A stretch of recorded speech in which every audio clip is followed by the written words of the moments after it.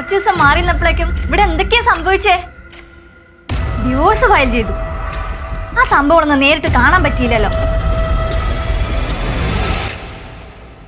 എന്താണ് ഭയങ്കര സന്തോഷത്തിലാണല്ലോ? സന്തോഷമോ? എന്റെ പ്രകാശേട്ടാ, ഇങ്ങനെ ഒരു കാര്യം നടന്നിട്ട് ഞാൻ അറിയാൻ വൈകിയല്ലോ. എന്ത് കാര്യം? നിങ്ങളുടെ ഏട്ടത്തെ നിങ്ങളുടെ ഏട്ടൻ ഡിവോഴ്സ് ചെയ്തു. ഡിവോഴ്സ് ചെയ്തെന്നാ?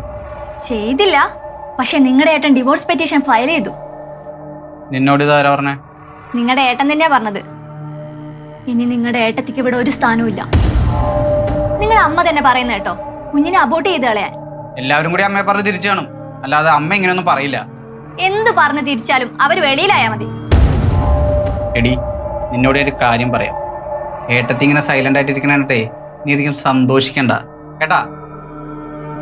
എല്ലാ സത്യങ്ങളെ അമ്മയെ അറിയിക്കാനുള്ള പ്ലാനെ ഏട്ടത്തി എന്തായാലും കണ്ടിട്ടുണ്ടാവും. എന്ത് പ്ലാൻ? അതൊക്കെ നീ കണ്ടോ? ഒന്നും കാണാനില്ല. ഒരാളും കൂടെ ഇല്ലാണ്ട് അവരെന്ത് കാണിക്കാനാണ്? പിന്നെ വേറൊരു കാര്യം, കുറച്ചു ദിവസം കഴിയുമ്പോ ഞാനൊന്ന് പ്രഗ്നന്റ് ആവേണ്ടി വരും. നീ ഇത് സീരിയസ് ആയിട്ട് പറഞ്ഞാണോ? പിന്നില്ലാതെ. കുറച്ചു മുമ്പേ കിച്ചണിൽ വെച്ച് അതിനെപ്പറ്റി വീണ്ടും ഒരു സംസാരം ഉണ്ടായി. അപ്പൊ ഞാൻ എന്തായാലും പ്രഗ്നന്റ് ആവേണ്ടി വരും. അഞ്ചു, അതൊക്കെ വലിയ പ്രശ്നമാവും. നമ്മുടെ കൈ നിൽക്കില്ലട്ടാ. എടോ മനുഷ്യ, ഇപ്പൊ അവരുടെ കുഞ്ഞിനെ അവരോട് അബോർട്ട് ചെയ്യാൻ പറഞ്ഞ സ്ഥിതിക്ക് എനിക്കല്ലേ ഒരു കുഞ്ഞിനെ കൊടുക്കാൻ പറ്റൂ? എടി, എങ്ങനെ പറ്റുമെന്ന് നീ പറയണേ? നിനക്ക് ഇതിന്റെ സീരിയസ്നെസ് മനസ്സിലാവാത്തോണ്ടാ. നിങ്ങൾ കൂടുതലൊന്നും മനസ്സിലാക്കി തരാൻ നിൽക്കണ്ട, എന്റെ കൂടെ നിന്നാ മതി കേട്ടോ. എടി, നീ എങ്ങനെ പ്രഗ്നന്റ് ആവും? ഇപ്പൊ ഒരു ടൂർ കഴിഞ്ഞ് വന്നല്ലേ ഉള്ളൂ. ബാക്കി എന്ത് വേണമെന്ന് എനിക്കറിയാം. എനിക്കറിയില്ല നീ എന്തേ പറയണേ. നിങ്ങൾ അറിയണ്ട, എല്ലാം ഞാൻ ചെയ്തോളാം.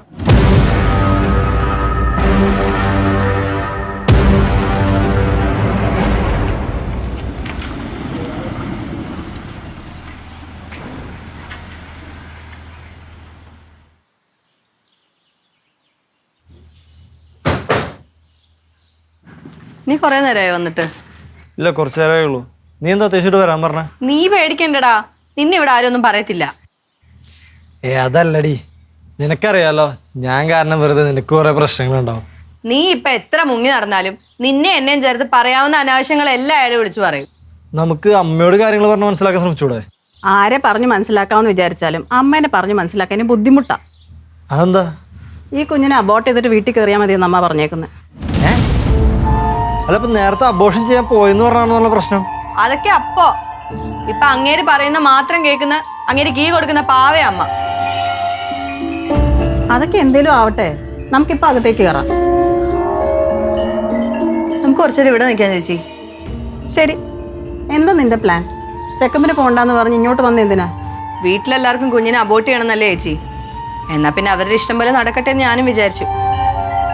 ഭർത്താവിന്റെ സ്ഥാനത്ത് ഇവന്റെ പേരല്ലേ, അതുകൊണ്ടാ ഇവനെ വിളിച്ചു വരുത്തിയത്. അവന്റെ മുഖത്തെ പേടിയുണ്ടോ ചേച്ചി? ചുമ്മാ പറഞ്ഞാടാ. വക്കീൽ എപ്പോഴാ വരുന്നത് ചേച്ചി? പുള്ളി കുറച്ച് കഴിയുമ്പോ വരും. എന്തേ?